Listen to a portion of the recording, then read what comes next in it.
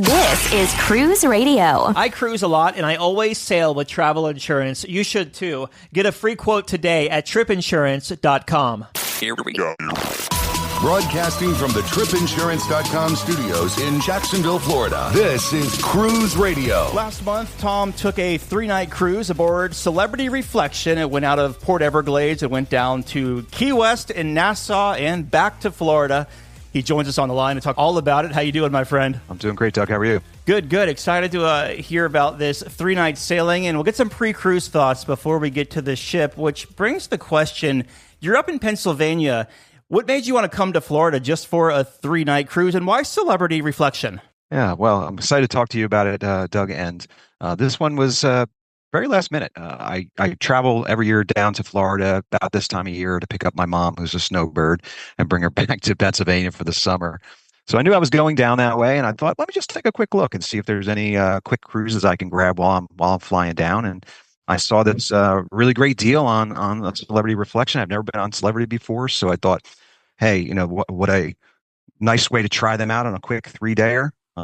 It's my first solo cruise too, actually. So that was another upside of taking a short cruise. Is what if I don't like it? I can get out there in 3 days. So yeah, that was the impetus of going, and really great price on it. And I thought, yeah, let's go for it.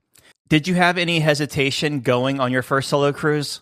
Not really. I mean, I've cruised quite a bit, and so I know I'm a fairly social person, and there's usually tons to do on a ship. So even there's going to be enough to keep me busy without feeling lonely if I didn't talk to anybody at all. But I'm also a person who talks to everybody, so I was happy to just at the bars, at the pool, anywhere on the hot tub, anywhere I go, I'd be like, hey, how you guys doing? And people on the ship were super friendly, so they're always willing to talk. I've always found that on ships. So no real hesitation.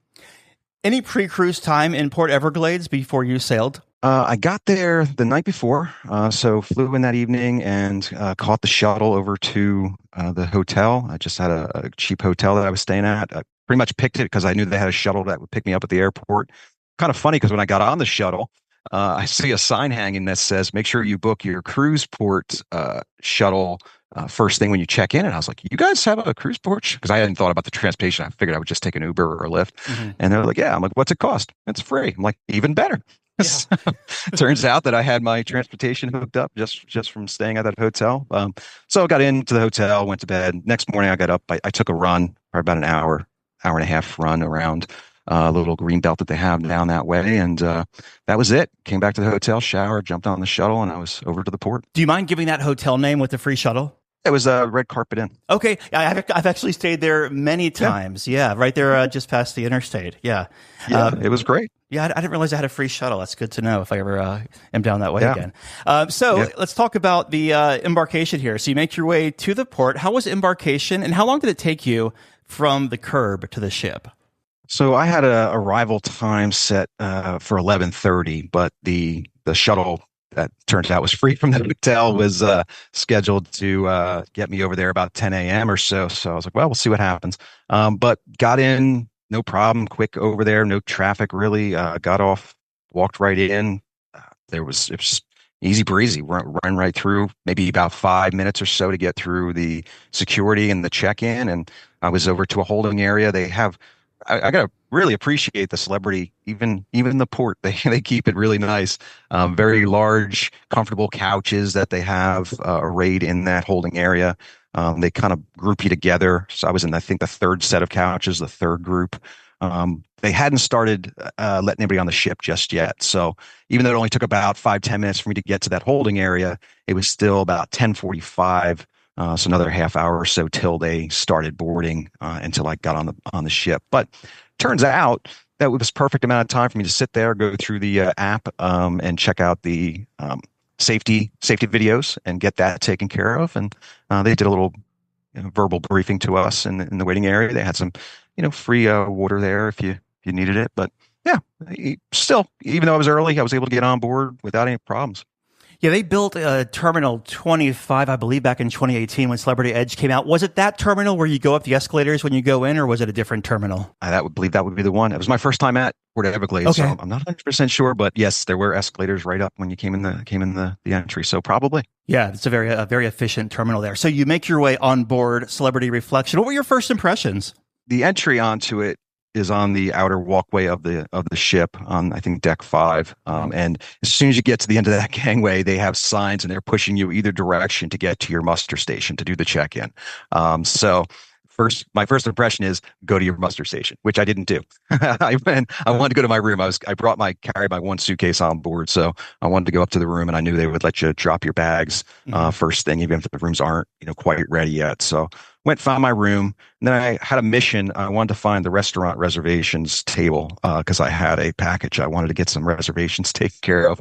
So I found my way to my muster station slowly, but I will say that even as I was kind of walking with a mission, I was really impressed with some of the unique features of this ship. It has some really cool spaces on the some of the mid decks. It has these little spaces around the elevator. One's like a game room. One's like a quiet space. One has these really neat, like bird nest type seats. So I was just checking some of those things out.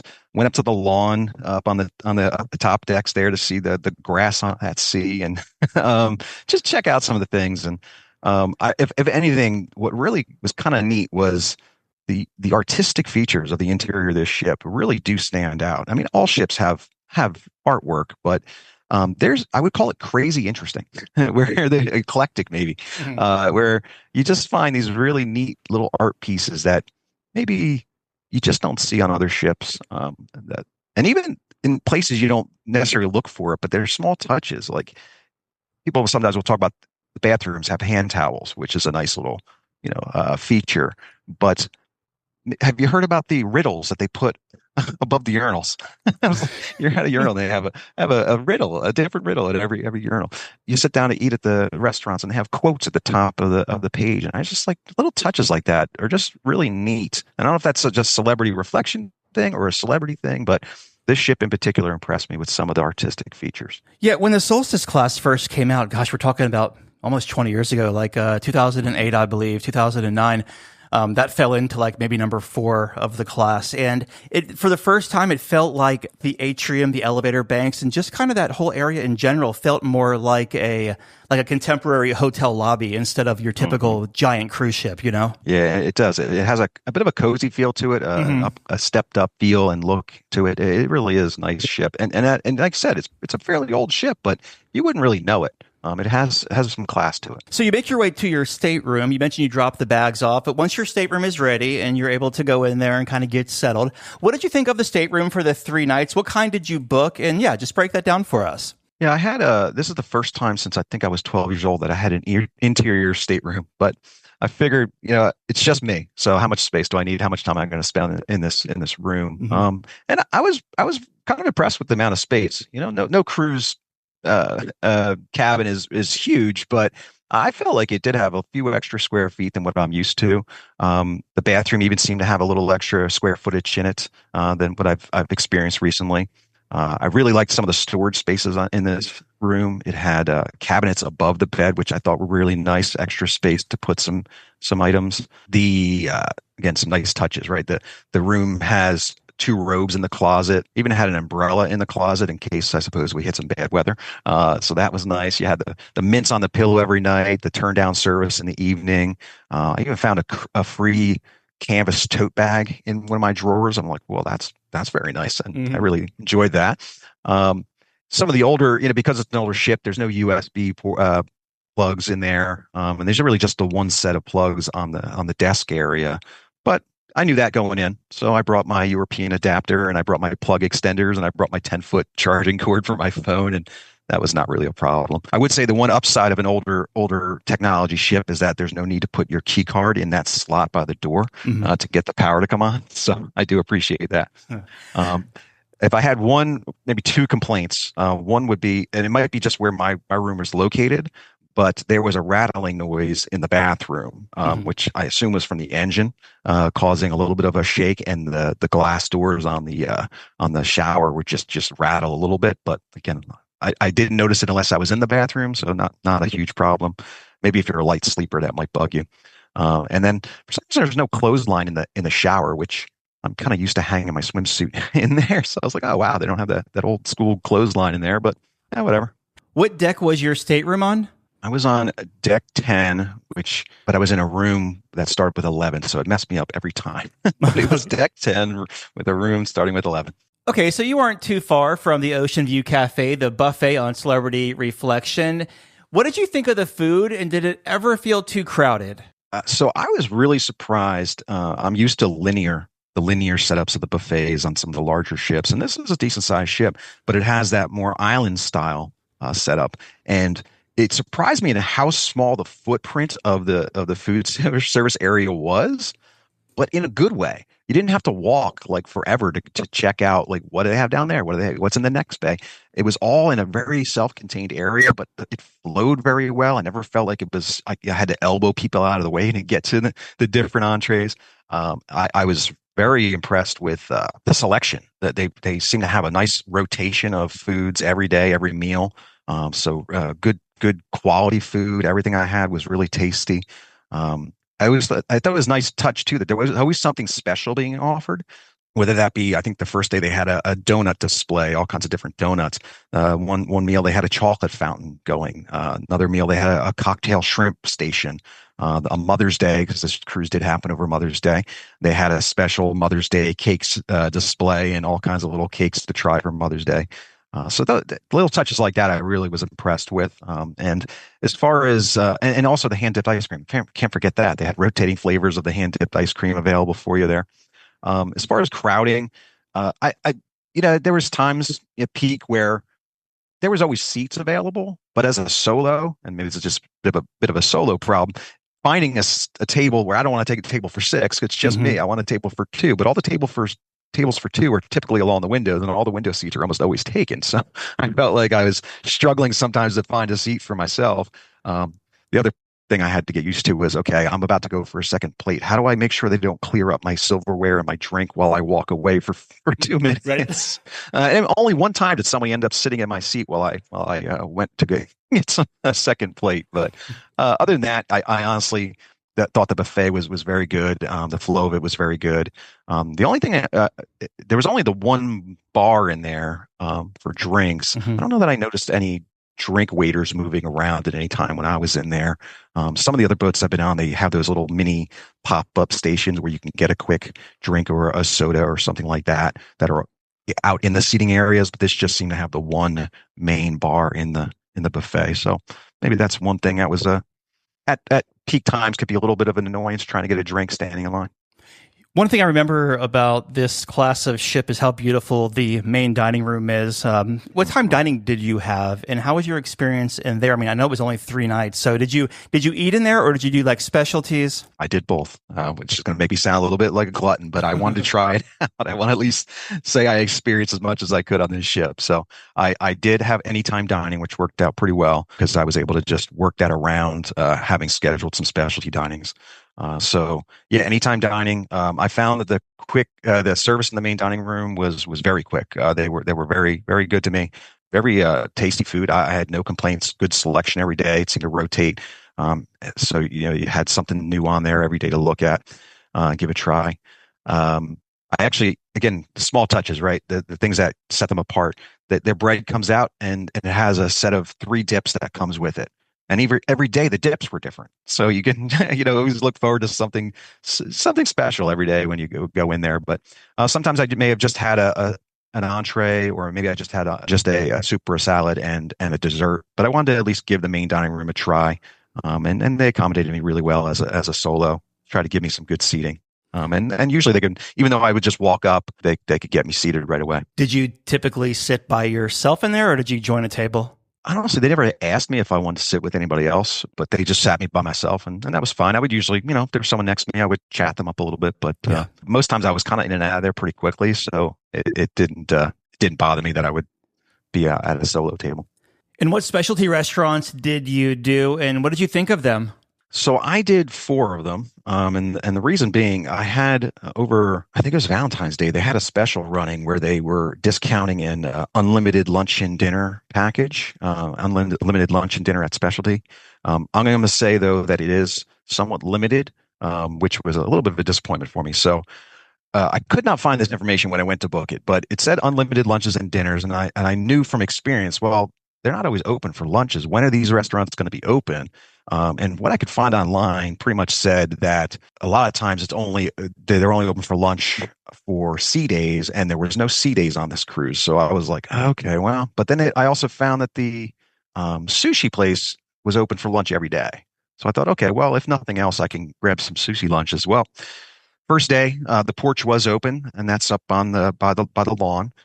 So I did go there for a lunch, and it was good. It's seafood, small fare, but I had the lobster roll, and I think I had a bisque, and everything was really good. The only thing up there was I think I had scheduled for a 12 o'clock, and I don't think they actually opened till 12:30. So I felt like I was standing there for a long time and kind of being ignored. I think the staff were just trying to get ready for service, and just figured we would just wait. And I know there was another couple waiting, and they eventually just walked away. But once I got seated, it was very nice. I enjoyed it.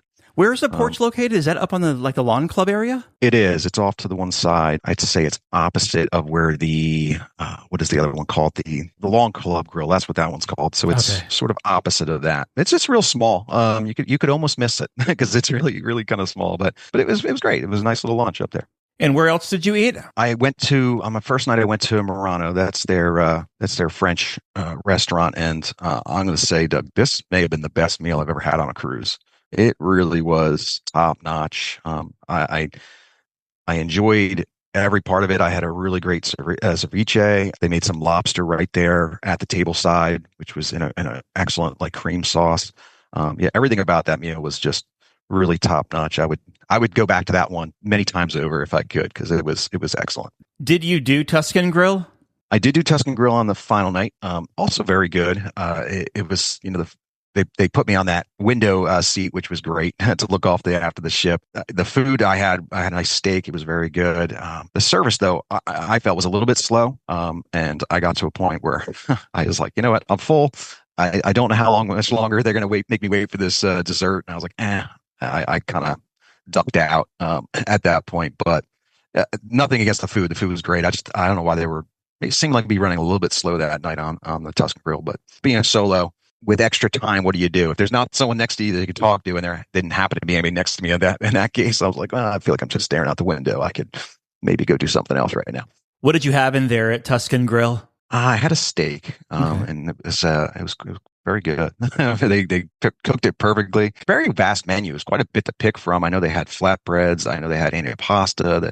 Really a lot to pick from. So definitely did not have a shortage of choices. And maybe that's why I didn't eat that dessert, because I think I did try quite a few things before it was even dessert time. I'm like, you know what? I've had enough. Right. What about grabbing and goes around the ship, or anything, maybe like a grill around the pool deck? There's quite a few of those, but actually I realized I forgot to tell you about cuisine. I did also do that. The one night I went to see the La Petite Chef, and maybe this is not a thing for solo cruisers, because what I was surprised by, number one, was the number of kids. Because on this ship, you wouldn't think there were any kids. It's definitely trends a little bit older, and there's not a lot of those.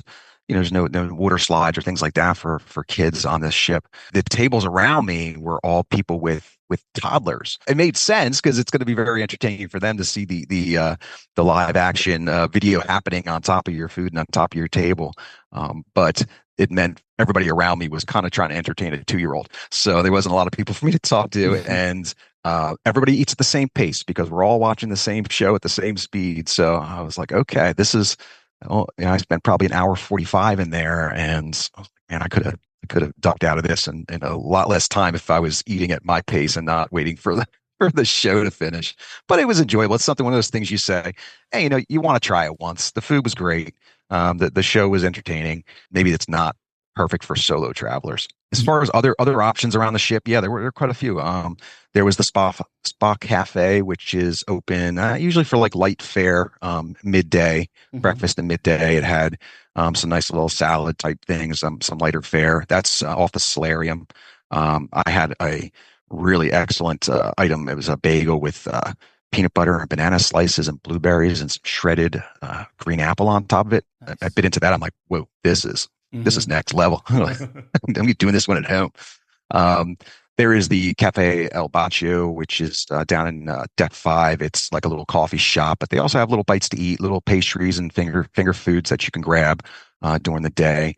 And there's Mass Grill, which is up above the pool deck, where you can get your burgers and hot dogs and fries. And they also have the ice cream machine up there for self-serve ice cream cones. I will say, I don't know how they do it, but they have some really excellent fries. They're like the size of steak fries, but they sort of have a curve to them, so they're a little more crispy. It's like, man, I could eat a lot of these fries. They're really, really excellent. But yeah, so there's definitely some options for food beyond just going to the buffet and the main dining and specialty. What is cuisine like when it's not doing La Petite Chef? I don't know if it does anything without La Petite Chef. I don't think they have anything other than that. La Petite Chef is a trademarked thing that they theoretically could not have, and they would still be cuisine, I suppose. Yeah, because when I sailed that ship, obviously that was long before La Petite Chef came in, which I believe was like 2018. That was a place where it was like whimsical food, where like spring rolls, sushi, where sushi was served on spring rolls. Just kind of a fun take on food. You'd order from an iPad, which was cutting edge technology back in 2012, I guess. Things like that. So I didn't know if that was still going on or if it was just strictly for La Petite Chef these days. It seems like it's just for the La Petite Chef. But Gotcha. You did mention sushi, and I forgot to mention my limited, unlimited package. And so I thought I was going to be able to do sushi on those days that we were not technically C days. And it turns out, nope, you can only have lunch on what they deem to be C days, which essentially meant I could not do lunch on any other days other than that embarkation day. Oh, so I was like, well, I feel like that fine print should have been a little bit more forward when I was trying to book this thing. I definitely looked. I was like, there's got to be a loophole to this. But at the price I paid, honestly, it paid for those three dinners I had, and I got that extra lunch in there. So it's not like I lost money on the deal, but it would have been, nice to know at the front that you're not going to get any lunches out of this, really. Entertainment. What did you think about it for the 3 nights? I really enjoyed it. I try to do as much as I can. I try to fill my schedule, probably with more things than you really can do. So I go through the app and and give myself usually 2 or 3 options at any given time. But I enjoy live music, and I thought the selection and frequency of live music on this boat were excellent. There was a solo guitarist who was more like a Paul Simon style, who was playing, usually a couple times a day. They had a nice duo, female singer and a guitar player who did some modern hits. They had the full band that did like classic rock and classic and modern pop. They had the steel drums. They had the DJ. They had the quartet. So you could find music pretty much any time of the day you wanted on that ship, which I do enjoy. They had theater shows. I went to 2 of those. One was called Feel the Funk, and the other one was called Broken Strings. They were like that music box style show with dancers and singers, some small bit of acro performances. But yeah, it was very good. The singing, the singers, the songs they sung were very well suited for their singing style. There was no like meaningful storyline to these shows, but I think they kept it entertaining. And I gotta say, something about the choreography of the dancers really intrigued me. Something stood out. This was a weird reference, but the one show they were doing a dance routine, and I thought, this reminds me of the opening of the show with John Cena, Peacemaker. Like, it has a very very odd opening sequence with a dancer. Like, they are purposely making this very interesting dance moves.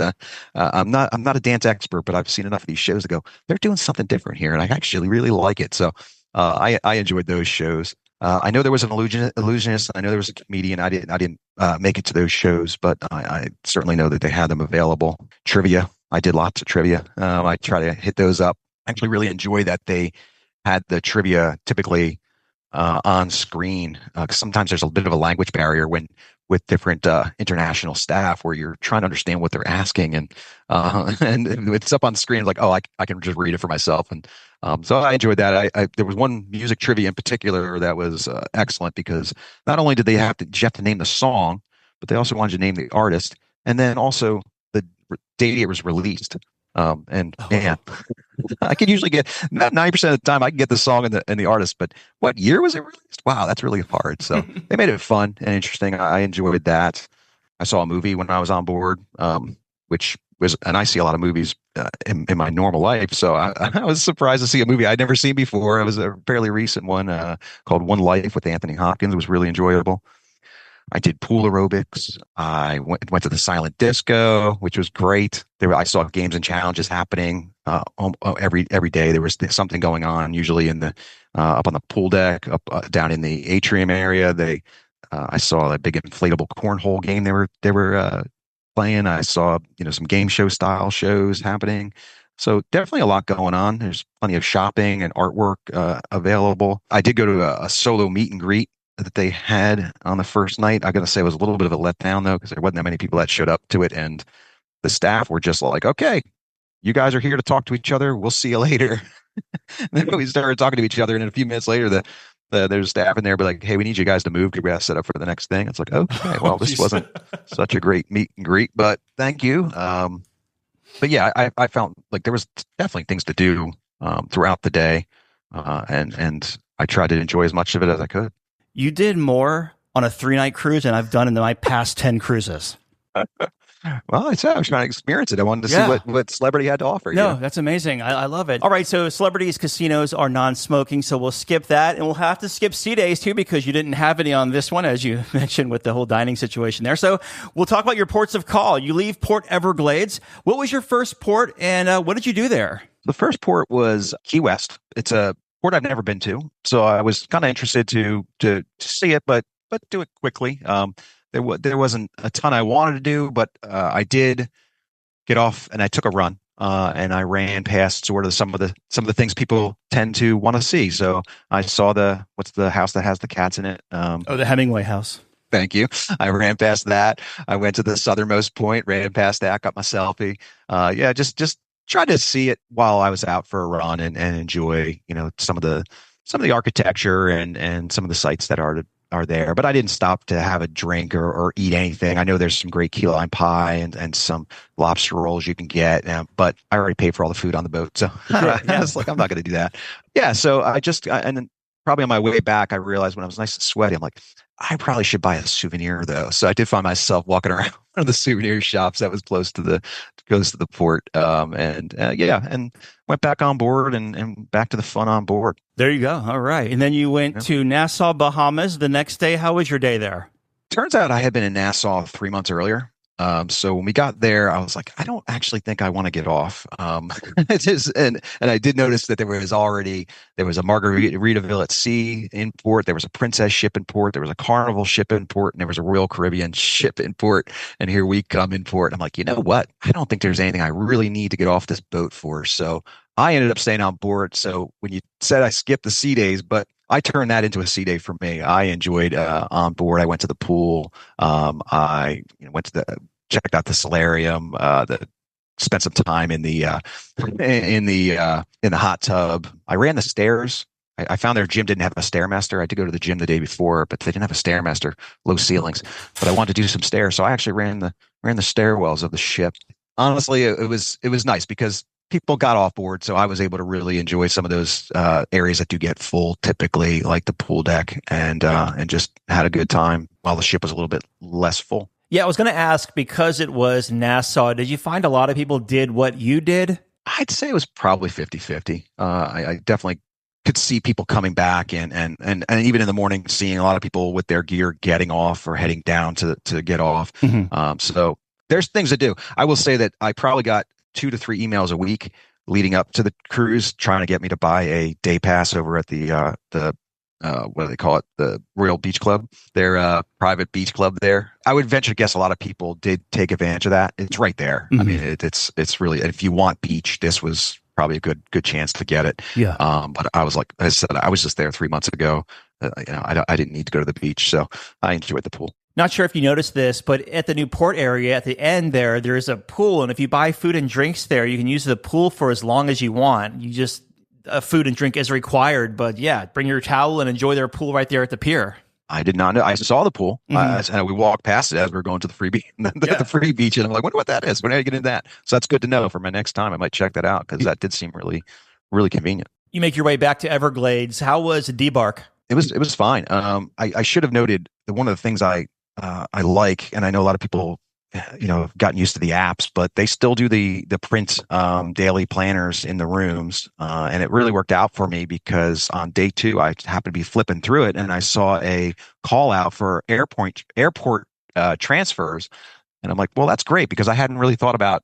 I thought I would just grab a Lyft or an Uber and get myself over because it's not a long ride, but in the thing they're advertising that they had transfers for $18.95 per person. I'm like, well, perfect. That's what it was going to cost me anyway. Mm-hmm. And I went down and booked it. So I now had a debark time to get and the tags for that. So yeah, enjoyed my breakfast. Went back to the room, grabbed my suitcase, went down to the holding area, waited for them to call my group because I knew I was waiting for the bus anyway. Mm-hmm. Easy breezy off the ship, no problem at all. Probably the only real hiccup, if you want to call it that, is like any debark. The elevator bays are just a hot mess. So I can carry my one bag. I'm not going to say I'm young, but I'm young enough that I can handle walking my bag down a few flights of stairs. But and let the people who really need the elevators use the elevators. But yeah, other than that, walk off, facial recognition, so breeze right through. I was a little confused when I walked out. Where is this bus that I'm supposed to be getting on? And there wasn't really any clear signage to it, but I found someone to point me in the right direction. And yeah, that was it. It was on the bus and back over to the airport. You mentioned you've sailed with other cruise lines in the past, and this was your first time sailing from Port Everglades. I'm just curious, what other cruise lines you've been on? I've been on MSC, Carnival, Royal Caribbean, Princess, Norwegian. I think that's it. And how does Celebrity compare to those? You must hear this question all the time, Doug. And I feel like this is the first question people ask me. Oh, well, what did you think? Which is the best, right? Which one? Mm-hmm. And not to be a fence sitter, but it really just depends on what you're looking for out of a cruise. And I embrace, what it is. And so, as I said earlier, this ship doesn't have any water slides. It doesn't have any merry-go-rounds. It doesn't have an ice skating rink. It doesn't have a roller coaster. And if I'm on a ship that has those things, you bet I'm the first in line going down the water slides.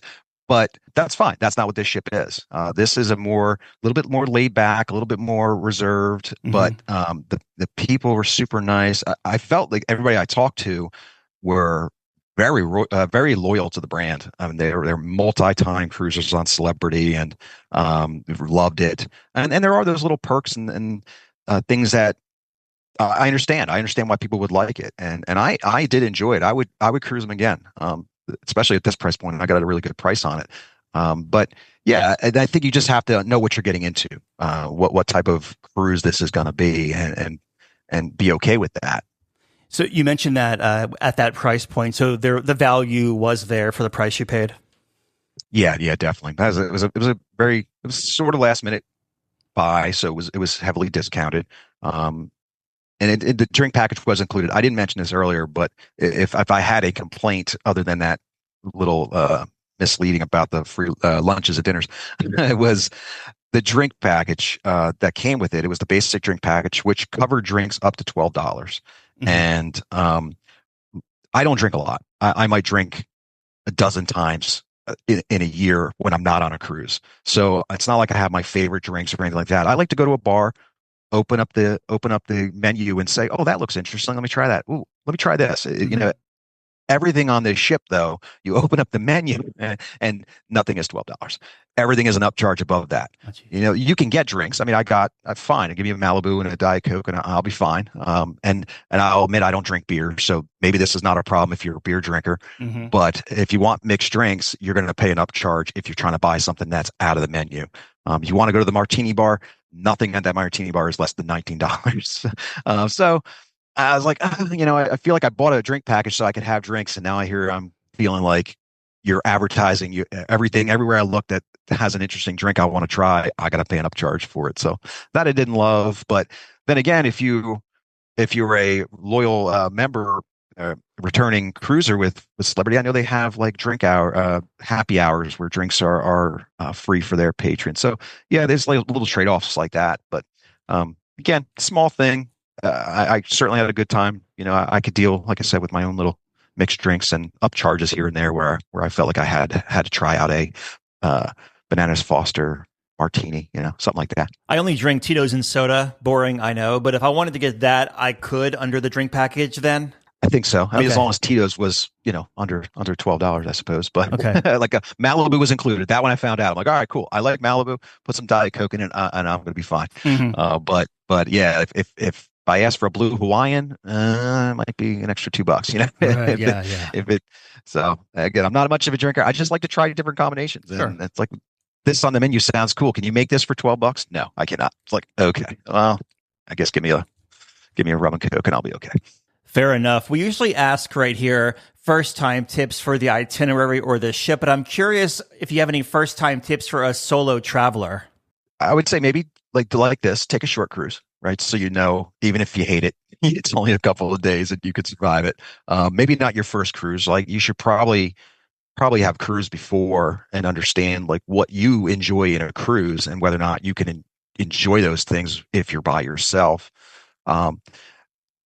Talk to people. I've never really encountered somebody who's not willing to have a conversation. Sit at the bar, talk to the person next to you at dinner, at the shows, in the common areas, in the hot tubs. People are almost always happy to talk to you about where you're from. What made you take this cruise? Have you cruised before? It's so easy to have conversations on cruise ships. So I would definitely tell you, don't be shy. Take the earbuds out. I made it a point.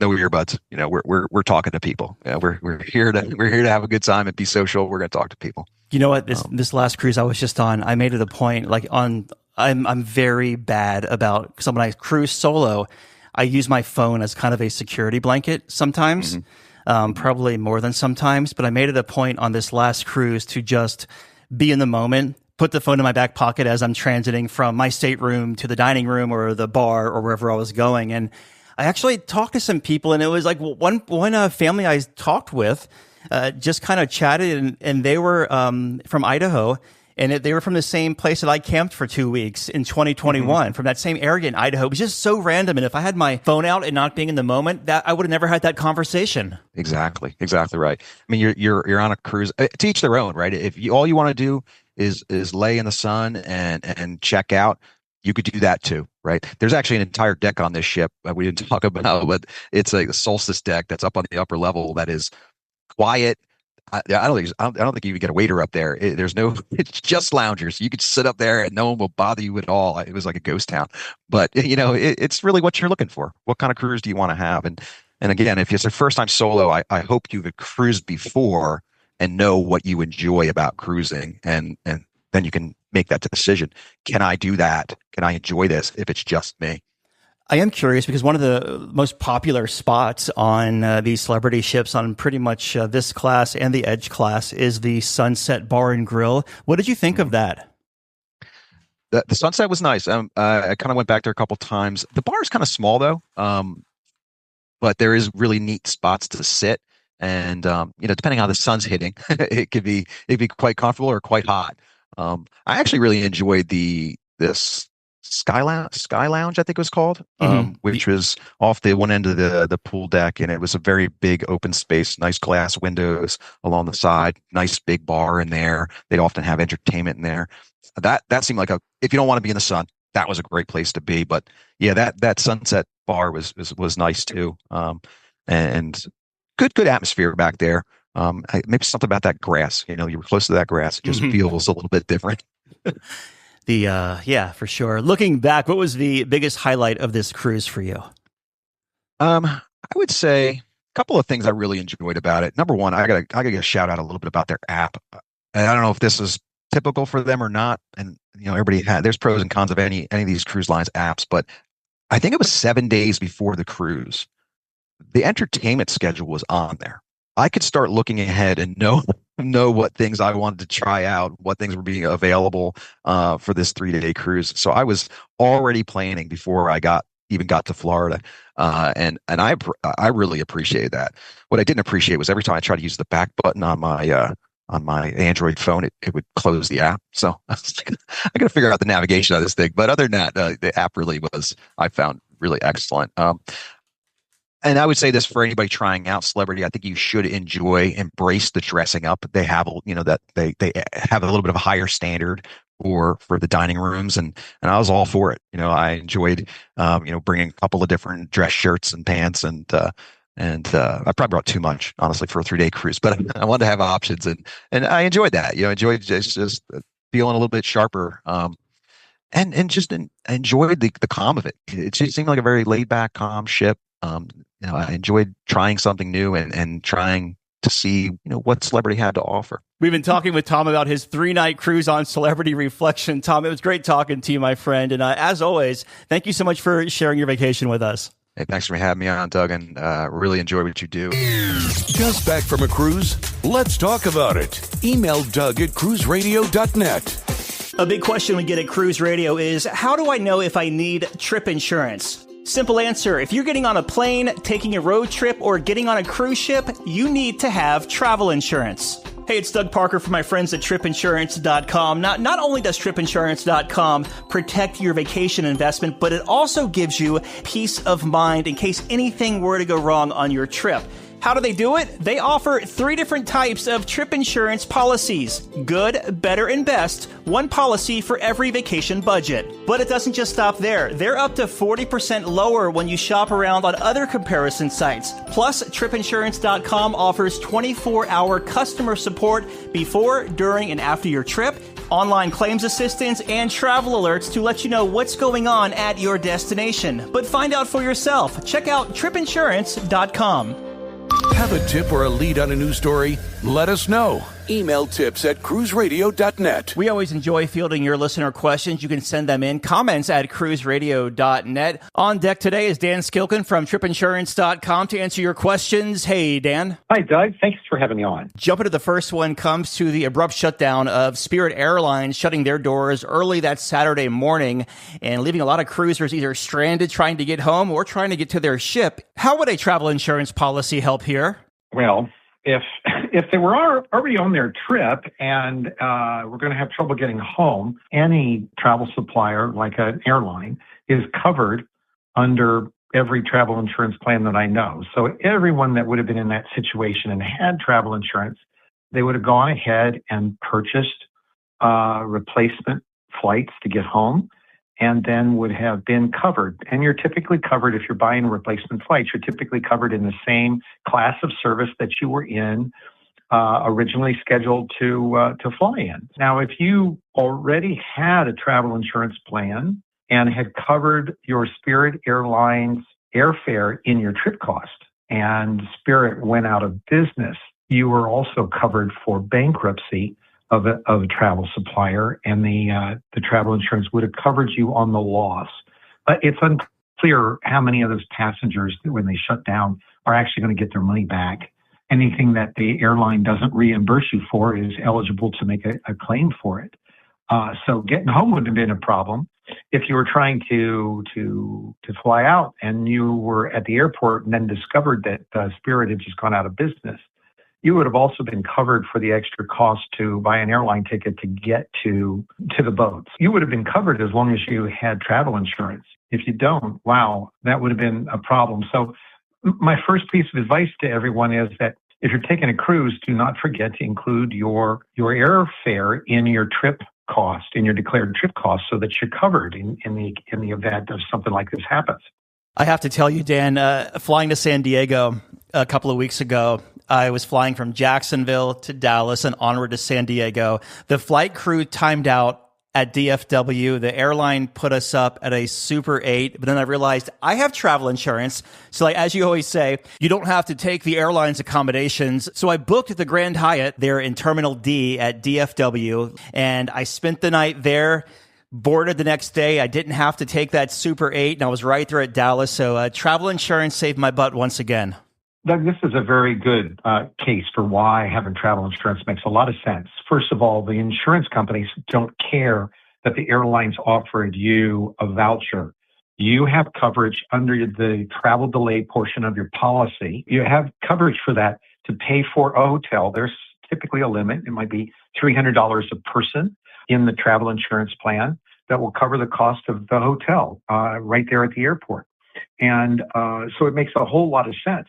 Let's talk itinerary changes and third-party excursions here, because we're seeing a lot more itinerary changes because of whether it be weather, port congestion, or just extended dry docks and operational issues here. So if someone booked a shore excursion through a third-party operator, so not the cruise line, and the ship skips the port, what happens here, and where does travel insurance fit into that situation?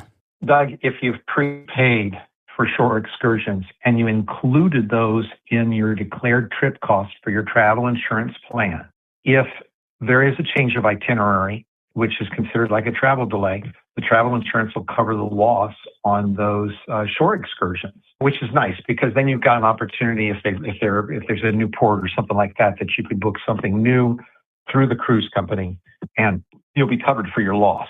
But just make sure that you include those in your trip cost, because if they're not in your trip cost and then you try to file a claim for them, they won't cover it. This next one here, I hate to even bring up because of the PTSD a lot of us have from COVID and the cruise industry shutdown, but the hantavirus situation. Last month, it generated a lot of headlines. From a travel insurance perspective, though, what should travelers understand when a health event makes the news, and how should they, evaluate risk is what I'm trying to ask? You are right. This brings back a lot of memories of COVID, and we learned a lot about travel insurance with regard to COVID and things like that. In the case of an entire cruise ship being quarantined, there's some interesting problems here because travel insurance is not going to get you off that ship. In fact, nothing's going to get you off that ship.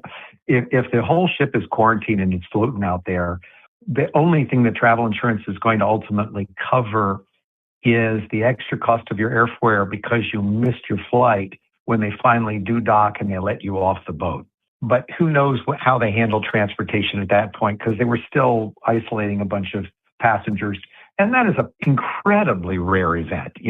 I'm not changing my travel plans because I'm afraid that an unbelievably rare medical event happening on board a ship is going to wreck my vacation. That being said, you and I know you got to be careful about your health on board a cruise ship. There are other problems that you can pick up. The one thing that has become extraordinarily popular, and we should talk about more, and that is cancel for any reason coverage. Because if you are afraid of traveling, and there was a lot of people that were afraid of traveling during COVID, you're not covered to cancel for covered reasons just out of fear of not wanting to travel. The only way you're going to get that coverage is with cancel for any reason. Yeah, and that brings us actually to our next point here, which is what is the biggest misunderstanding that travel consumers have about those cancel for any reason policies? And when does it actually make sense to pay the extra for that coverage, because it is a little bit more than your basic policy? Cancel for any reason covers you for canceling your trip for an uncovered reason that isn't stated in the policy.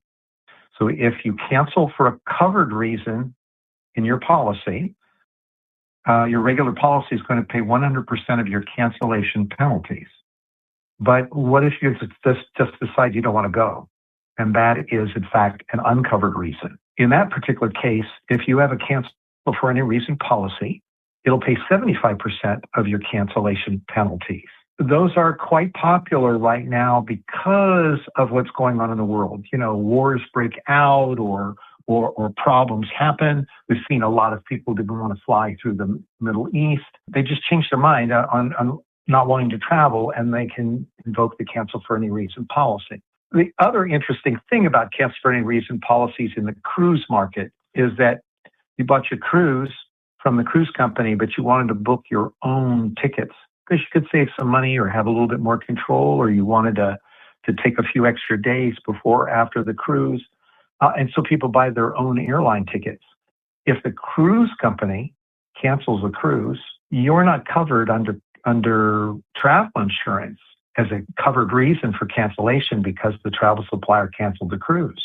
And so you're sitting on your airline tickets. Well, a lot of airline tickets may actually be, you may actually be able to get a credit for the airline. In the case of a cancel for any reason policy, you don't have to take the credit. You could say, I'm not planning on using these credits, and the travel insurance company will pay you the 75% under cancel for any reason coverage. The biggest you had asked me what the biggest misunderstanding that consumers have about cancel for any reason coverage is that the coverage itself is in effect prior to trip departure. Cancellation coverage under cancel for any reason stops 48 hours before your departure. You have to cancel the trip at least 48 hours before your departure in order to file a claim under cancel for any reason. And they're going to want proof that you actually canceled and see some kind of receipts back or what the penalties were for your loss on the trip. Then your cancellation coverage part of your plan covers you all the way up until the day of departure for canceling the trip. And then once you depart on your trip, the rest of the provisions of the plan take effect. Now, there is, in our new U.S. Fire Platinum plan, we have added trip interruption for any reason. And that is the complement to cancel for any reason. If you, after 2 days of being on the vacation, decide you just want to come home, and you don't have to have a stated reason. I just changed my mind. The weather could be bad. You don't like what's going on, whatever. You can come home under the trip interruption for any reason, and it covers the loss on the balance of your trip, as well as the extra cost to get you home.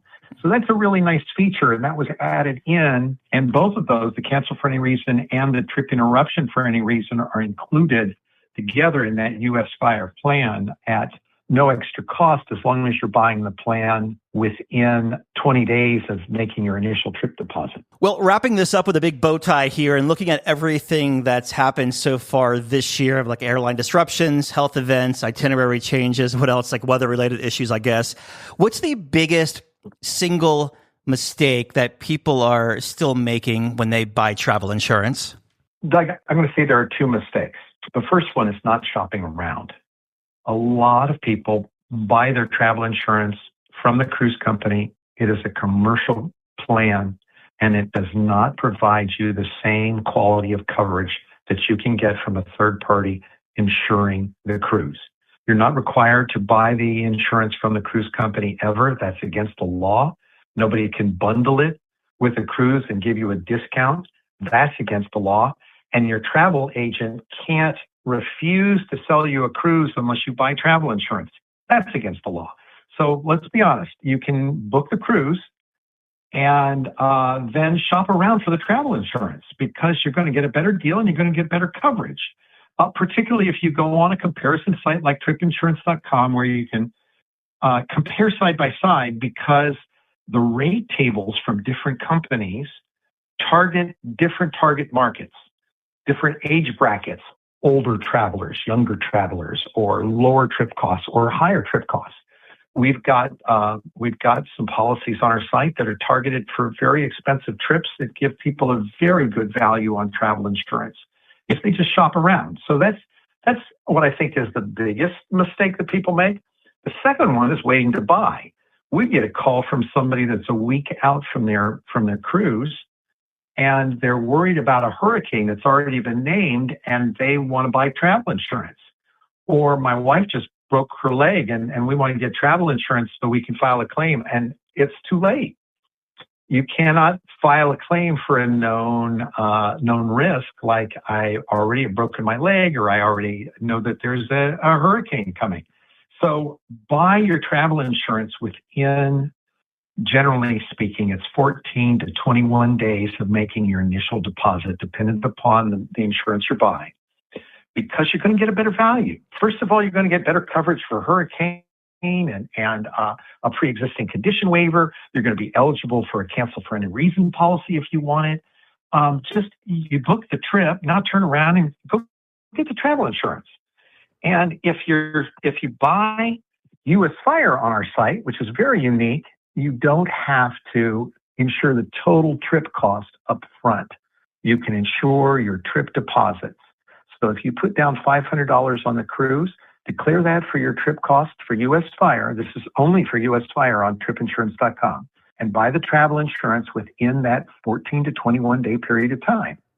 And then as you make additional trip deposits or you book additional travel arrangements, make sure to call us within a couple of weeks And we can raise the trip cost in the plan to cover those additional costs, and you just pay the difference in the premium. There's no penalty for doing this. It is a great feature because otherwise, with a lot of other brands, you're going to be paying out more in travel insurance than you actually have as a deposit on the cruise. I will say over the 17 years of doing this, I've received dozens of emails, and I've probably have forwarded you probably all of them. But someone says, I bought the travel insurance policy through Carnival, through Princess. I mean, I'm just naming cruise lines here, but it didn't pay. Why is that? Most of the commercial policies are written in a particular way to reduce the risk for the insurance company, obviously. For instance, there is no coverage for bankruptcy of a cruise line in any one of those commercial policies. And the reason is because the insurance company said, wait, if I write that into the policy, if you go bankrupt, I have got to pay out claims for every single one of your travelers. I don't want to do that. Dan, if anyone has a travel insurance question or wants to reach out, how can they get a hold of you? Doug, if you send us an email at support@tripinsurance.com, we're here to answer your questions. It doesn't matter whether you bought your travel insurance from us or not.